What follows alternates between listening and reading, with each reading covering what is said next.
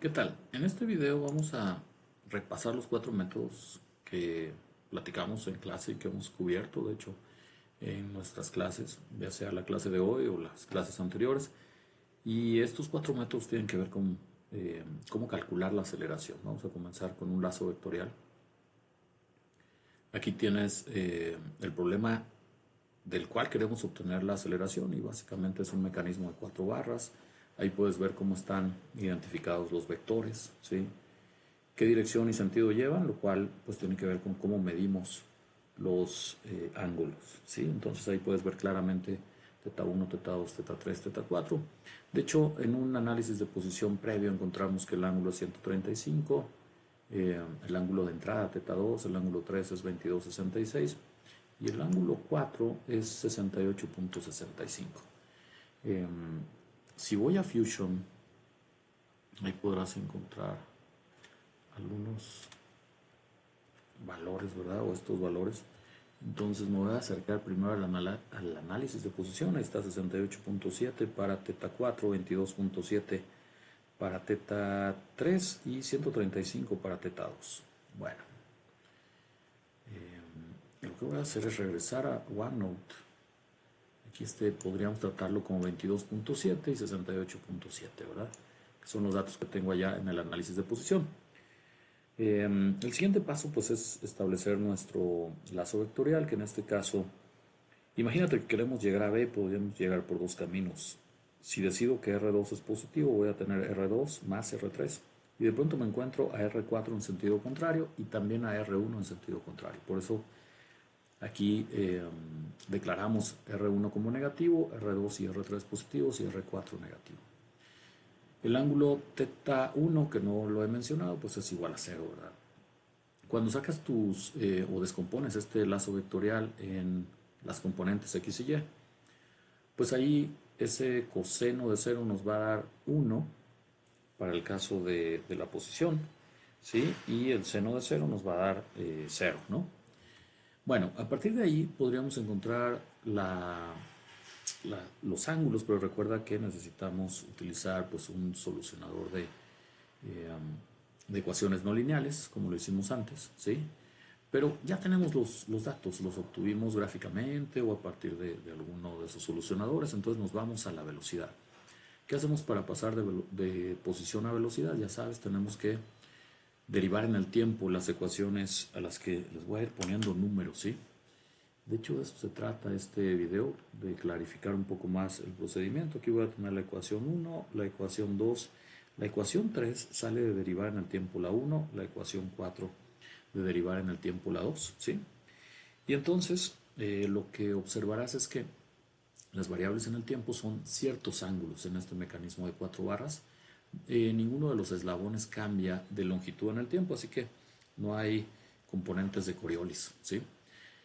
Entonces nos van a quedar sobre todo términos que van a tener multiplicado el cambio del ángulo en el tiempo y eso le llamamos omega, ¿verdad? Que es la velocidad angular. Bueno, de la ecuación 3 y 4, si nosotros la sustituimos o le metemos los valores, ¿verdad?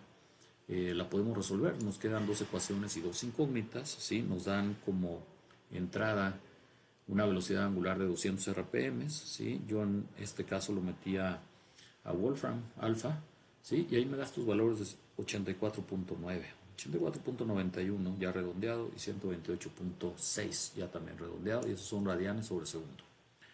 Muy bien, las ecuaciones 5 y 6 salen de derivar en el tiempo las ecuaciones 3 y 4 respectivamente. Y entonces aquí nos salen, para cada término de velocidad nos salen al menos dos términos de aceleración.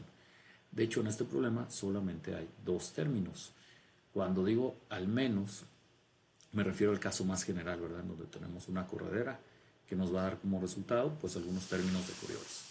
Pero no es el caso. Entonces, lo que podemos encontrar es que para el término que involucra omega 2, solamente vamos a tener un término en aceleración, que va a traer esta vez omega 2 al cuadrado, ¿sí? Fíjate que ese término sale a partir de considerar R2 como constante, ¿sí? Omega 2 como una constante, ya que no cambia en el tiempo, y finalmente derivar la variable seno de θ2. Entonces eso nos da como resultado coseno de θ2 por la derivada en el tiempo de θ2, que es omega 2, ¿sí? Multiplicado por el omega 2 que ya venía del término original, pues ahí nos sale un omega 2 al cuadrado, ¿verdad? Ahora, para los términos 2 y 3 de las ecuaciones de velocidad, pues entonces nos van a salir dos términos, uno de aceleración tangencial y uno de aceleración normal. El de aceleración tangencial, perdón, estaba marcando aquí, pero ya vimos que en este caso no hay aceleración tangencial para el eslabón 2, debido a que precisamente la velocidad es constante, la velocidad angular. Pero te decía que para los términos 2 y 3, entonces sí aparecen la aceleración normal y la aceleración tangencial, las cuales van a tener por ahí omegas al cuadrado para la aceleración normal o alfas para la aceleración tangencial. Bueno, pues estas ecuaciones solamente tienen dos términos con incógnitas, que son las que llevan alfa 3 y alfa 4. Así que si muevo todo lo que conozco del lado derecho, ¿sí?, nos van a quedar las ecuaciones. Mira, aquí les voy a poner 5', que es para indicar que es la misma ecuación que la 5, ¿verdad? Y esta es la misma ecuación que la 6, pero ya sustituida, ¿sale? Y de hecho, dejando del lado izquierdo todos los términos que tienen incógnitas, que son los que llevan alfa 3 y alfa 4. Si te fijas, esto lo platicamos en clase, los términos de la izquierda nos van a dar exactamente lo mismo que los términos de la izquierda en velocidad. ¿Por qué? Pues porque tienen a las mismas variables, ¿verdad? Lo único que cambia es la incógnita. Pasaron de tener omega 3 y omega 4 a alfa 3 y alfa 4. Otra vez las metemos en un solucionador de ecuaciones simultáneas, en este caso un Wolfram alfa, y eso nos da menos 928 radianes sobre segundo al cuadrado y menos 11.523, indicando que la aceleración angular va en el sentido de las manecillas del reloj. Muy bien, con esto terminamos el análisis pues, cinemático, podríamos decir, de un mecanismo de 4 barras con el método de lazo vectorial, que podemos realizar también gráficamente. Aquí tienes la solución gráfica que vimos en clase. Básicamente comenzamos con velocidad, tiramos vectores, ¿verdad? Si te fijas, yo aquí nada más le voy a poner las puntas de los vectores, ¿sí? Estos son vectores absolutos que salen de cualquier punto, el que tú quieras, ¿verdad?, del mecanismo. Incluso los podríamos poner en un punto que no fuera del mecanismo. Pero en este caso, lo que estoy indicando, ¿sí?, es que la velocidad de B, y este es B, y este es A, la velocidad de B, el vector de velocidad de B es igual al vector de velocidad de A más el vector de velocidad de B visto desde A. Eso es lo que estamos haciendo aquí con este triángulo de velocidad, ¿verdad?, o polígono de velocidad. Utilizando una escala conveniente, pues ya encontramos las velocidades BA, BB y B de B visto desde A, y a partir de ahí podemos encontrar, ¿sí?, si dividimos sobre la longitud de los eslabones 2, 3 y 4, podemos encontrar omega 4 y omega 3. Y como puedes ver, ¿sí?, esta vez los valores van a ser 128.59, que se compara muy bien contra 128.6, y 84.91 contra 84.9. Eso lo obtuvimos a partir del análisis gráfico, ¿verdad?, de haber obtenido las velocidades lineales y luego dividir entre las longitudes de los eslabones. Bueno, aquí aprovechamos para sacar también aceleraciones normales, que son las que dependen únicamente de omegas cuadrados, omegas al cuadrado. Y como ya tenemos las omegas, pues las podemos calcular todas, ¿verdad? La que está basada en la velocidad angular del eslabón 2, del eslabón 4 y del eslabón 3 respectivamente. Muy bien, luego nos vamos al análisis de aceleración que también vimos en clase, ¿sí? Y aquí tengo expresadas las ecuaciones, ¿verdad?, que nos permiten llegar a la aceleración de B. En términos absolutos puedo llegar por dos caminos. Por el camino de las velocidades absolutas y relativas, ¿verdad? Es decir, la aceleración de B es igual a la aceleración de A más la aceleración de B vista desde A. Este sería el camino de la derecha. La aceleración de A es, la aceleración de B absoluta es el camino de la izquierda. Luego seguimos avanzando. Bueno, de aquí lo único que nos falta es medir obtener las dimensiones de cada uno de los vectores, ¿sí? y esos vectores o esas dimensiones, dividirlas otra vez entre la longitud de cada uno de los eslabones para obtener las aceleraciones angulares, ¿sí? Y entonces en este caso comparamos 926 contra 928 y 11.508 contra 11.523. Fíjate que empieza a haber diferencias, ¿verdad?, entre el método gráfico y el método analítico, pero están muy cerca, ¿sí? Esas diferencias, si las obtuviéramos, serían de, no sé, 5 o 10%, si acaso, ¿verdad? Ok, ¿cómo sé que van en el sentido de las manecillas del reloj? Bueno, trata de poner este vector, ¿verdad? Este vector que tiene que ver con el eslabón 4, precisamente en la punta del eslabón 4. Imagínate que lo movemos al punto B. Y aquí no se alcanza a ver, pero entonces voy a ir por una figura que esté mejor, ¿sale? Que podría ser esta de acá. Si este es nuestro punto B y le tomaste una foto mental, ¿verdad?, a nuestro vector de velocidad, recordarás que es normal y que va hacia la derecha. ¿Sí? Aquí está. Es normal a nuestro eslabón 4 y va hacia la derecha, con lo cual sabemos que esa aceleración angular está tratando de girar el eslabón en el sentido de las manecillas del reloj y por eso le ponemos clockwise. ¿Qué sucede con el eslabón 3? Pues algo muy parecido.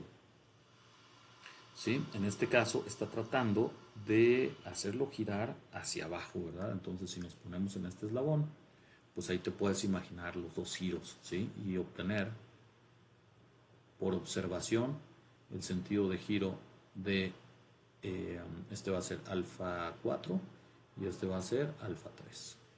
Y por eso es que yo le puse aquí clockwise a ambos resultados. Bueno, ya llevamos dos maneras de encontrar las aceleraciones angulares. Ahora lo que voy a hacer es utilizar la solución analítica que también intentamos en clase, pero quizás nos dio un poquito alejado, ¿verdad? Ahí no te sabría decir qué pasó. Pero bueno, aquí le estoy metiendo los valores y te los estoy dejando, ¿verdad?, para que tú compares estos resultados pues, con lo que obtuvimos anteriormente. Esta solución también te da los signos, ¿sí? Es decir, yo aquí no tengo que obtener por observación la dirección de las aceleraciones angulares. Aquí me está dando menos 913, compara contra 926 y menos 11.487 contra 11.508.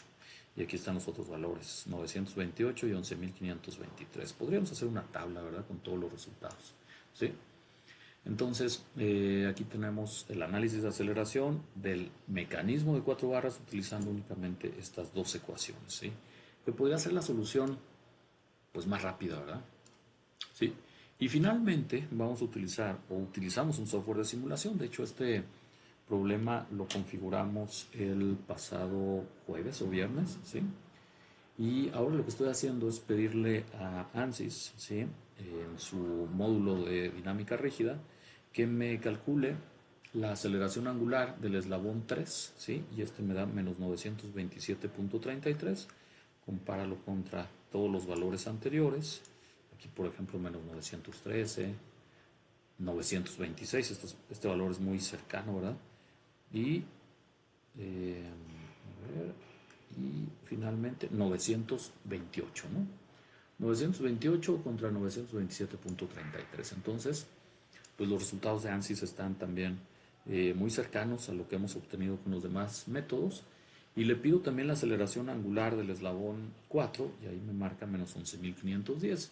Y eso lo puedes comparar contra menos 11.500, 487, 11.508, ¿sí? Y menos 11.523, ¿sí? En este caso se aleja un poco más el resultado.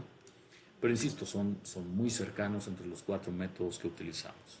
Y bueno, esto es lo que te quería comparar o comentar acerca de este ejemplo, ¿verdad? Como te dije en un video anterior, cualquiera puede sacar resultados utilizando los softwares, ¿verdad? O sea, tú montas ahí tus eslabones, ¿verdad? Y le metes un motor y lo haces girar, ¿verdad? Eso ve padrísimo. Pero algo que es bien importante es que valides esos resultados con otros métodos. Y por eso he insistido mucho en el método gráfico, ¿sí?